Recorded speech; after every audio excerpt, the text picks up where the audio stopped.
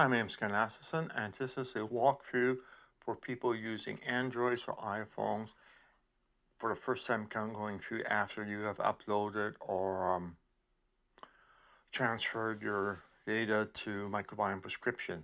You will get an email, such as looking at here. Your email name will be there.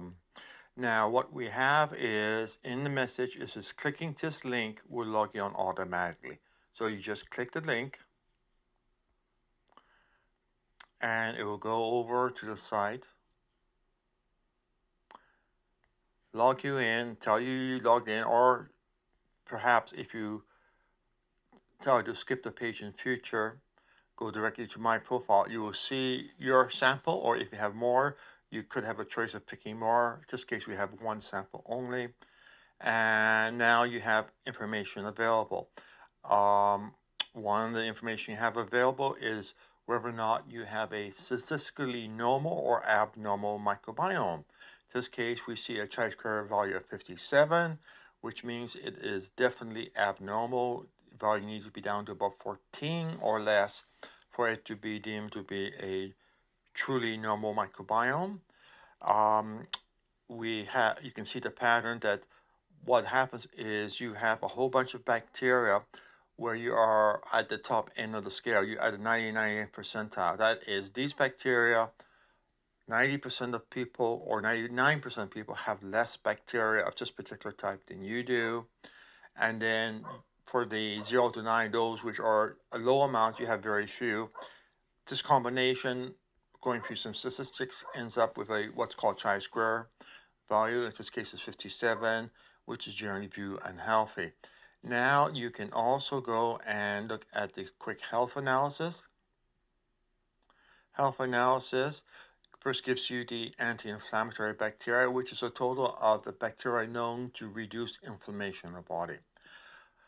And so they are calculated out, the function is applied, and then the percentile is computed. Percentile means that 26% of people have less of these anti-inflammatory bacteria than you do, but 75% has more of the anti-inflammatory bacteria, which means you are sparse on anti-inflammatory bacteria. And you usually want to get up to 50 percentile or higher, especially since most of the people who have uploaded to the site have inflammation. You have a list of potential bacteria here, and here this does not attempt to diagnose a condition. What it does is simply indicate things that could happen because you happen to match a pattern seen with people with this condition.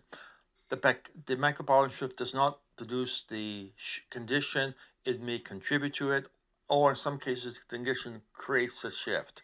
So all it is trying to identify association. Let's take a look at the bottom one, obesity, which is you have 52 percentile. 42% people are deemed to have or reported to have it in the general population. So you take 100% minus 42, you get 60. You get 58%. You're at 52%. So you are not in the borderline of the case. You're slightly outside of it, but you are high enough up that you may be hitting that one. Next one up is 47, which is 53%. Acne tends to be age-related, so you may not necessarily have acne, but 47% people have had acne, so you indicate that. Next one up is 30 percentile, which means 70 percentile, which means there's a good chance you have some insomnia. Next one up is mood disorder, indicates you may have a bit of some mood disorder. Then it spells out the bacteria which are potentially problematic, gives the reason why, and then links over to the citation. Usually items which are 80 percentile or higher, 90 percentile, are the ones you should mostly be concerned with. For example, some of them like Coxiella, which is 0 and 0, having a low amount is let's go back there. Having a low amount indicates you have increased risk of getting COVID. Then we have Josh and Harlex. suggestion. And while your percentile is you're reasonably healthy by his criteria, you will notice the non-ideals are Akkermansia, Bifidobacterium, both of which are strong anti-inflammatories, which is why your anti-inflammatory bacteria score is probably low, etc. Roseburga is again another one which is common and is low. So you are missing at least 3 of the main groups of anti-inflammatory bacteria. You're much, much too low. And so that's basically it. Now let's go back. And the next thing most people want to do is find out some suggestions. You can go over to Changing Microbiome, that gives you a stack of different suggestions, etc., and different ways of doing it.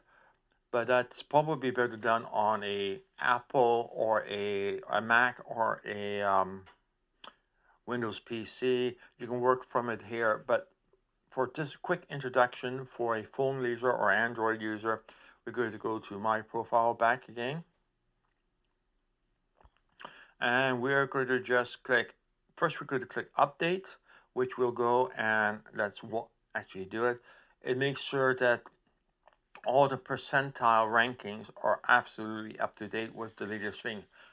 This is live data system. More samples are uploaded, numbers are recalculated.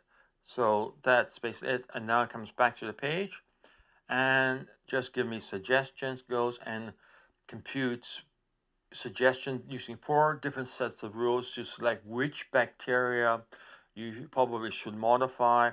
And it first gives you cookbook suggestions. These are taking a look at the results and looking at a list of objects, modifiers which were developed by a person with a long COVID support groups, and she approached me and wanted a quick and easy thing. So that is what I ended up producing it. It also gives the dosages for each one where applicable.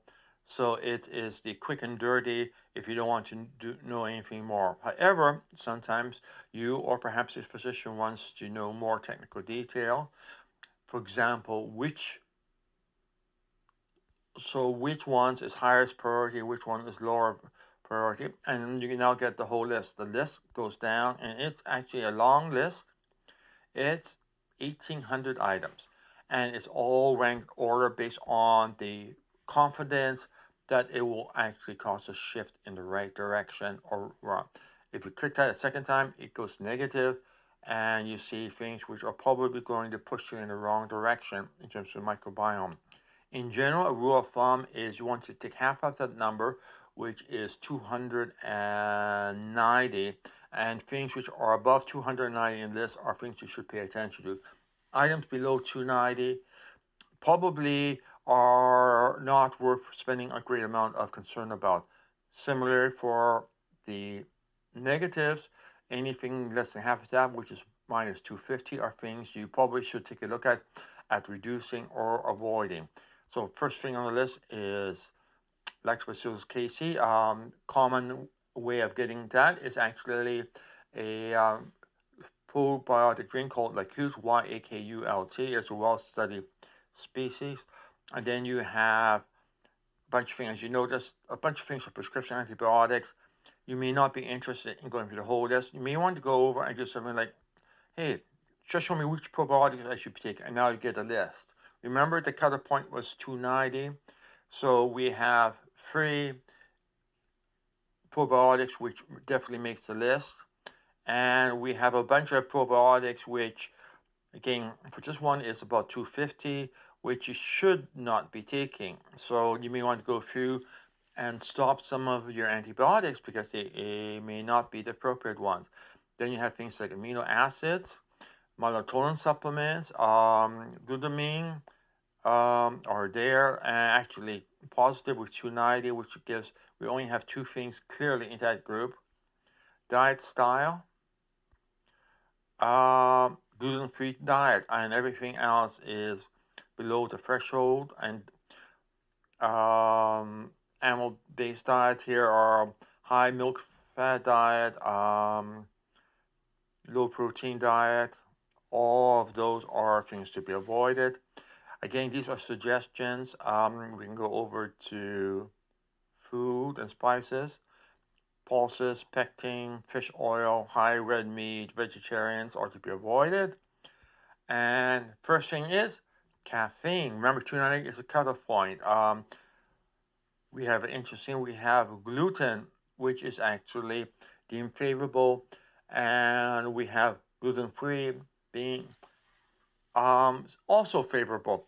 The problem is different studies report different things, and the definitions can differ a bit, and sometimes those differences do it. So in this case, it's a toss-up between going gluten-free or going gluten. See how you react. We have green tea. We have coconut oil there in terms there, and then we barely made omega-3 fatty acid to the list or there. And you can continue onwards and onwards. For example, prebiotics here. And we have 290, so there's only one thing that really clear there. And then we have a bunch of things like xylene, beta glucan, which is in barley there, which is probably may account for the gluten-free suggestion.